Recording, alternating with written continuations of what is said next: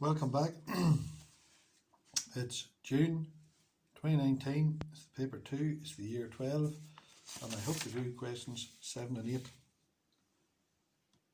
Question number 7 is about dispersion, where you have white light coming up, meeting a 60-degree prism, and it's refracted here and here, and here and here, so the refraction occurs here, here and here. The red is deviated the least, the violet is deviated the most, violet, violet, red, orange, yellow, green, blue, indigo and violet. Excuse me. This is known as dispersion. Dear old Isaac.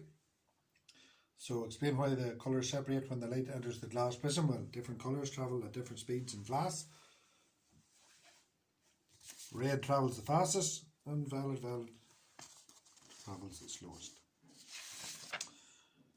Part B is a good question because the reason I want you to see this one is these are the two tools I need: a sharp pencil and a ruler. And I need to be accurate. Now I find drawing with this video, this camera put down top of it quite difficult, but I'll do my best.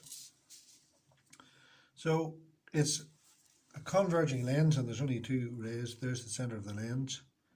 Now you have to spend great time to get these anchored. Is that going through that there? So down it goes like that off the diagram, and it appears to come from way up here. And the second one is parallel to the principal axis. Now again, I have to get this right, and I'll show you why I have to get this right. There's it there. See from the centre, and then there's it there.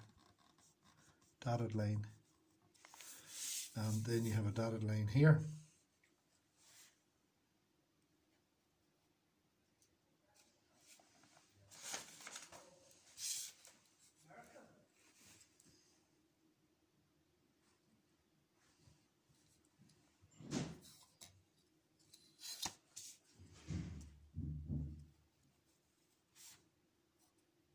So there's that one there. So there's your image.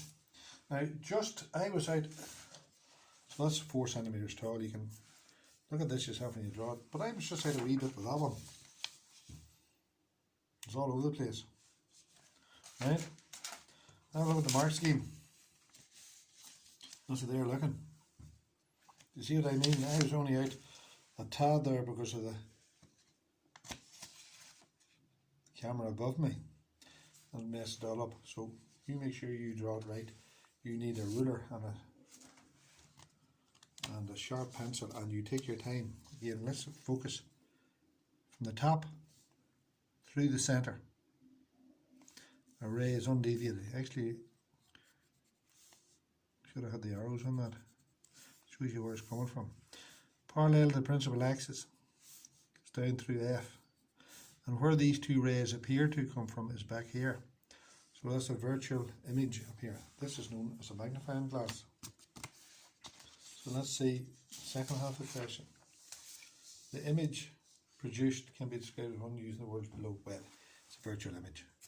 Real means you can put it on the screen, virtual means you can't. Which of the use of a converging lens is illustrated by a ray diagram? It's a magnifying glass. So there's that question done. And that there is a very important lesson for us all to be learned. That's not accurate, and I mean, you looked at that one, you thought it was accurate, but it's not. Look at the mark scheme. You there looking? So you get it right. That's question 7. Now we'll go and look at question number 8. Now, the other thing is that if you are doing your studying, like you're asked to, here is a great example of a question that is straight out of the book, and this is why I tell you to read the book. It says our sun is currently in the main sequence period of its life cycle. Name the other stages of the life cycle by completing the diagram. So it starts off as a protostar, main sequence, red giant, white dwarf, black dwarf. Where did that come from? Well, have a look at the book. There's it there. Fair enough.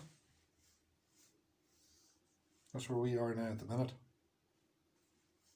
And that's the way our star is going to end up. Our star is the sun. Look at the diagram again. Protostar. Protostar.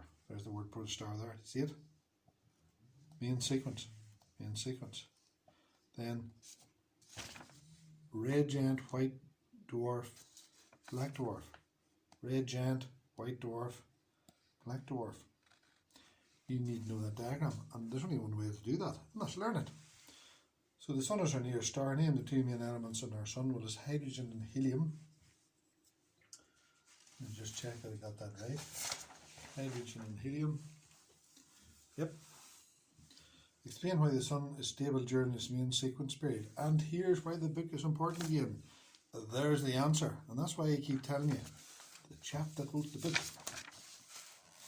he also writes the question. There's the answer there. And that's why your homeworks are all based on this book. So the key words we're looking for: thermal expansion of the hydrogen and helium. Outwards is balanced by the gravity inwards. Explain why the sun is stable. Stable means forces out is equal to forces in. And that's question number 8. And it's a great lesson for us all. It comes out straight out of the book. And that's why it's so important to do my work every night. See you shortly.